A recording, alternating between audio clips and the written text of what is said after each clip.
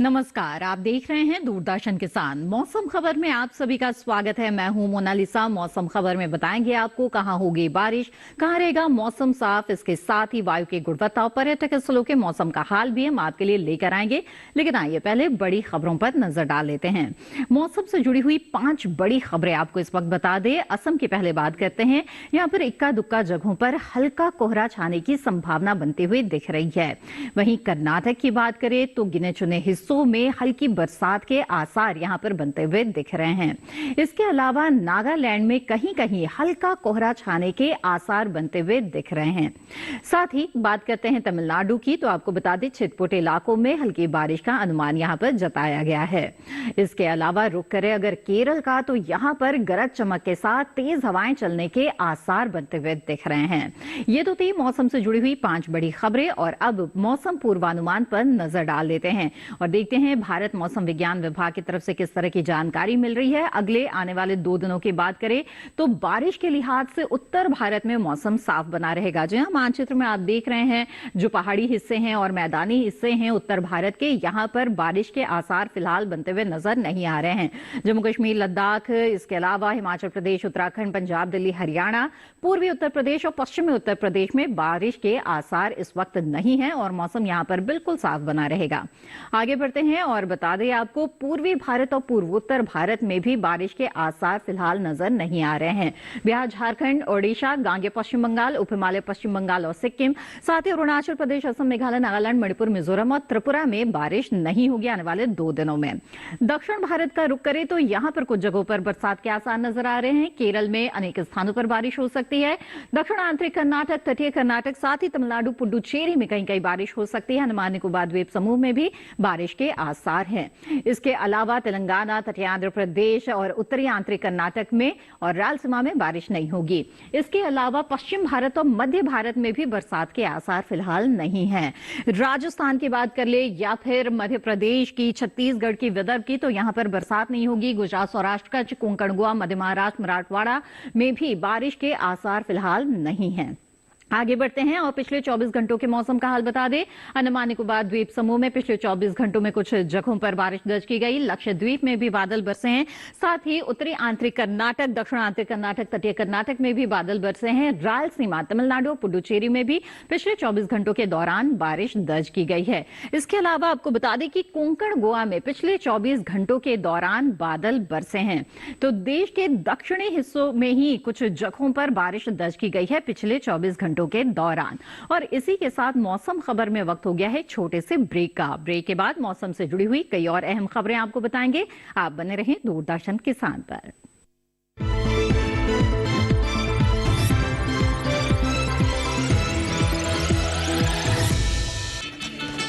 फूल वाला, केटरिंग वाला, बैंड वाला, ये लो भाई। बैंड बजेगी पापा, अगर गड़बड़ हुई तो गए पैसे। अरे नहीं रे, बैंक संभाल ले। कैसे? मैंने पॉजिटिव पे सिस्टम पे रजिस्टर किया है। बैंक को चेक्स और बेनिफिशियरीज की जानकारी दे दी है।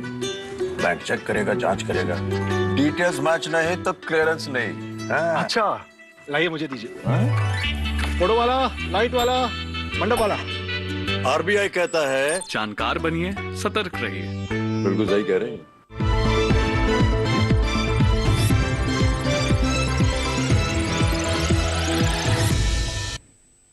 ब्रेक के बाद आप सभी का फिर से स्वागत है। आप देख रहे हैं मौसम खबर। आइए मौसम खबर में आगे बढ़ते हैं और जान लेते हैं तापमान की स्थिति के बारे में। देखते हैं पिछले 24 घंटों के दौरान देश में किस तरह का तापमान दर्ज किया गया, खासतौर पे कहां कहां बदलाव देखा जा रहा है। न्यूनतम तापमान की बात करें तो देश के कुछ हिस्सों में न्यूनतम तापमान में बढ़ोतरी देखी जा रही है, जैसे कि मध्य महाराष्ट्र। यहां पर न्यूनतम तापमान सामान्य के मुकाबले 5 डिग्री सेल्सियस ज्यादा दर्ज किया गया है।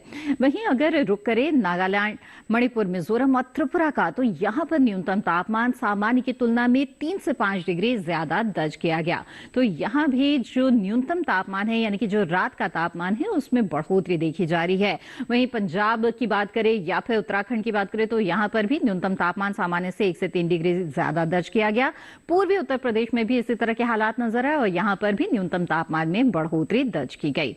आपको बता दें कि देश के मैदानी हिस्सों में सबसे कम तापमान दर्ज किया गया है हरियाणा के हिसार में, जहां 6.3 डिग्री सेल्सियस न्यूनतम तापमान दर्ज किया गया। अधिकतम तापमान का हाल जान लेते हैं। आपको बता दें, ओडिशा में अधिकतम तापमान सामान्य के मुकाबले 1 से 3 डिग्री सेल्सियस कम दर्ज किया गया, यानी कि दिन के तापमान में यहां पर गिरावट देखी जा रही है। केरल की बात करें या तटीय कर्नाटक की, तो यहां पर जो अधिकतम तापमान है वो सामान्य के मुकाबले 1 से 3 डिग्री सेल्सियस कम दर्ज किया गया, यानी कि यहां पर भी अधिकतम तापमान में गिरावट देखी जा रही है। आगे बढ़ते हैं। अरुणाचल प्रदेश, असम, मेघालय यानी पूर्वोत्तर का अगर रुख करें तो यहां पर न्यूनतम माफ कीजिएगा जो अधिकतम तापमान है वो सामान्य के मुकाबले 1 से 3 डिग्री सेल्सियस ज्यादा दर्ज किया गया। अधिकतम तापमान में बढ़ोतरी यहां पर देखी गई है। वहीं रुख करते हैं तेलंगाना, तटीय आंध्र प्रदेश का, तो यहां पर अधिकतम तापमान सामान्य से 1 से 3 डिग्री सेल्सियस ज्यादा दर्ज किया गया। उत्तरी आंतरिक कर्नाटक में भी इसी तरह के हालात नजर आए और रायलसीमा में भी जो अधिकतम तापमान है वो सामान्य से 1 से 3 डिग्री सेल्सियस ज्यादा रहा है, यानी कि दिन के तापमान में यहां पे बढ़ोतरी देखी गई है। पूर्वी मध्य प्रदेश, पश्चिमी मध्य प्रदेश और इसके साथ ही पूर्वी राजस्थान में जो अधिकतम तापमान है वो सामान्य से 1 से 3 डिग्री सेल्सियस ज्यादा दर्ज किया गया है। साथ ही गुजरात में भी जो अधिकतम तापमान है वो सामान्य के मुकाबले 1 से 3 डिग्री सेल्सियस ज्यादा दर्ज किया गया।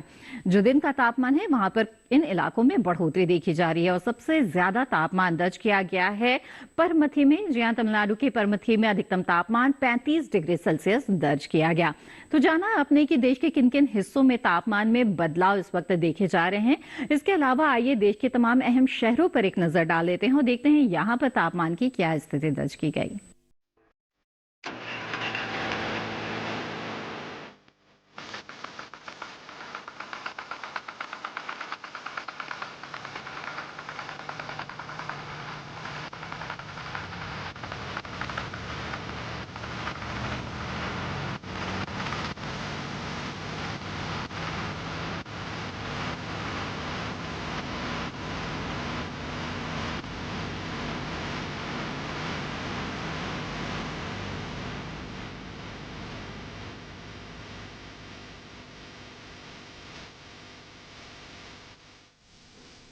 मौसम खबर में आगे वायु की गुणवत्ता और पर्यटक स्थलों के मौसम का हाल आपको बताएंगे, लेकिन फिलहाल वक्त हो चला है एक और छोटे से ब्रेक का। जल्द हाजिर होंगे, आप बने रहें दूरदर्शन किसान पर।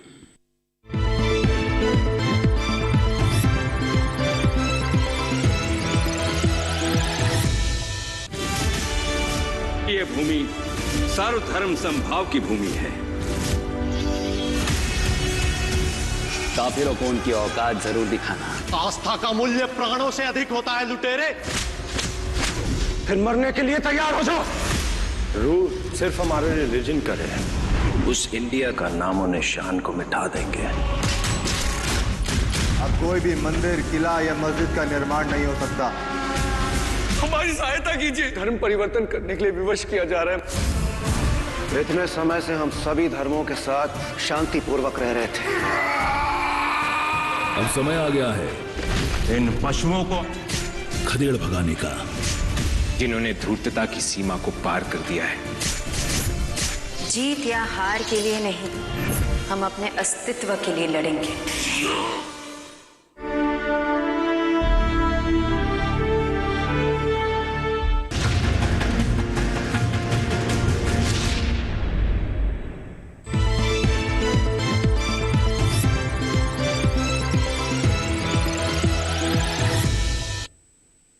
ब्रेक के बाद आप सभी का फिर से स्वागत है। आप देख रहे हैं मौसम खबर।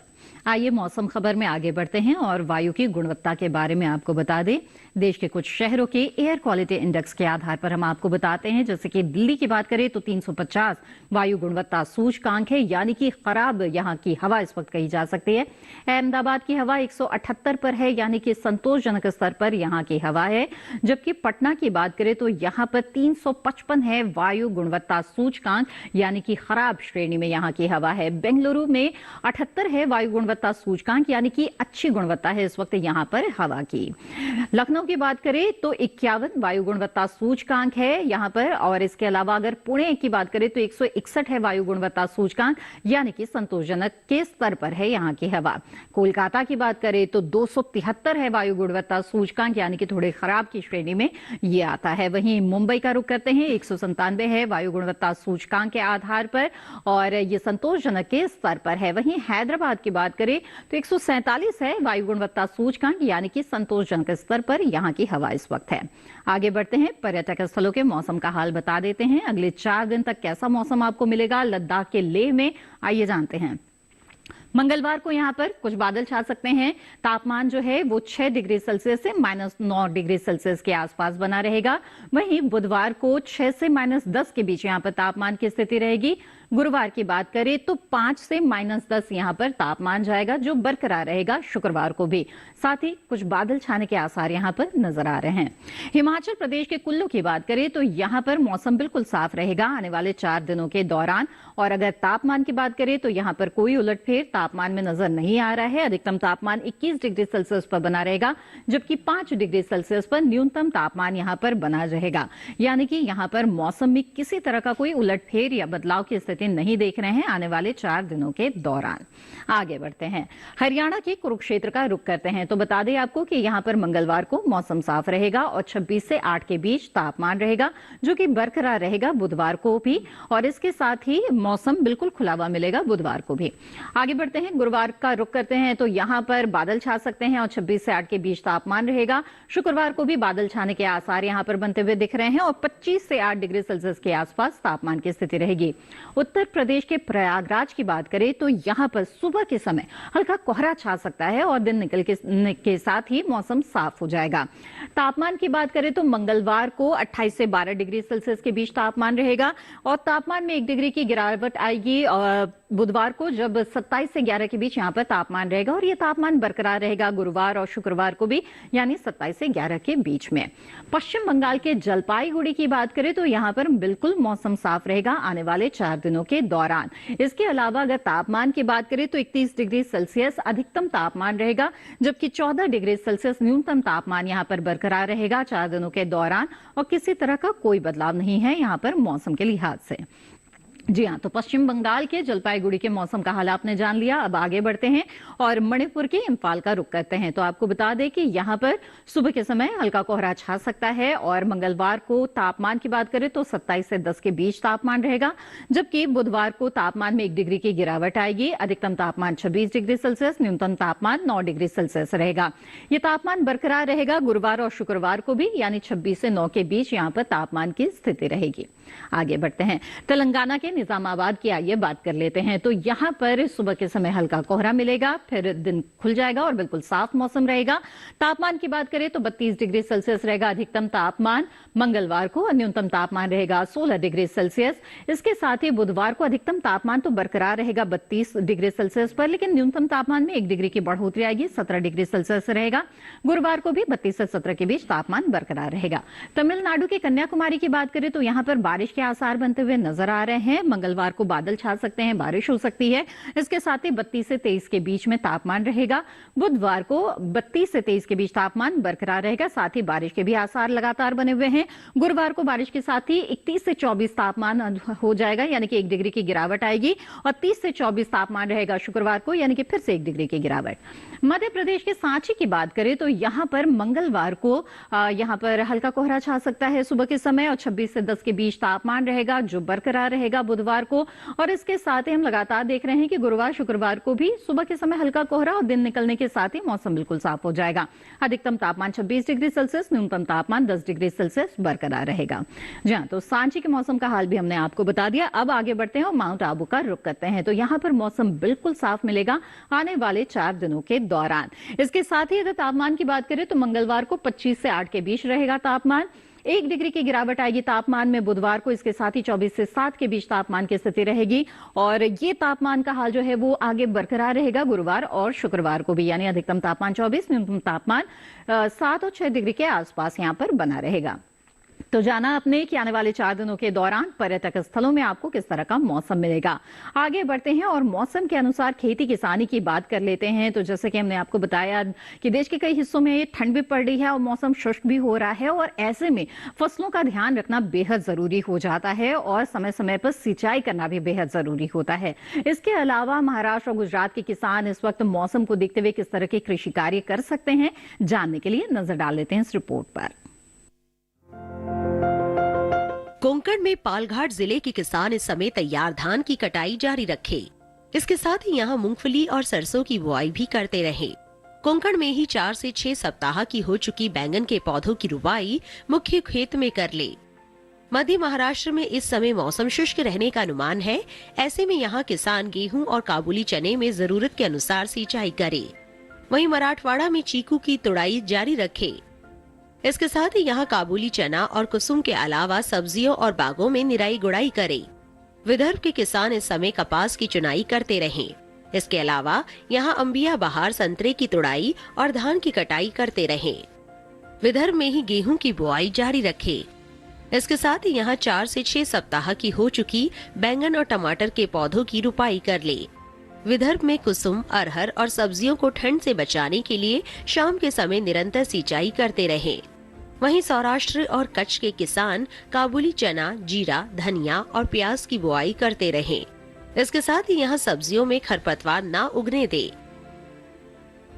सौराष्ट्र और कच्छ में ही इस समय लहसुन में जरूरत के अनुसार सिंचाई करे। यहीं जिन किसानों ने गेहूं और काबुली चने की बुआई नहीं की है, वे जल्द कर ले। उत्तरी गुजरात में सुबह के समय कपास की चुनाई करते रहे। इसके साथ ही शुष्क मौसम को ध्यान में रखते हुए कपास में सिंचाई करे। यहीं बीजोपचार के बाद गेहूं की बुआई का काम पूरा कर ले। उत्तरी गुजरात में ही किसान सरसों में खाली जगह भरने और विरलीकरण का काम करे। यहीं समय कम या लंबी अवधि वाली आलू की रुपाई जारी रखे।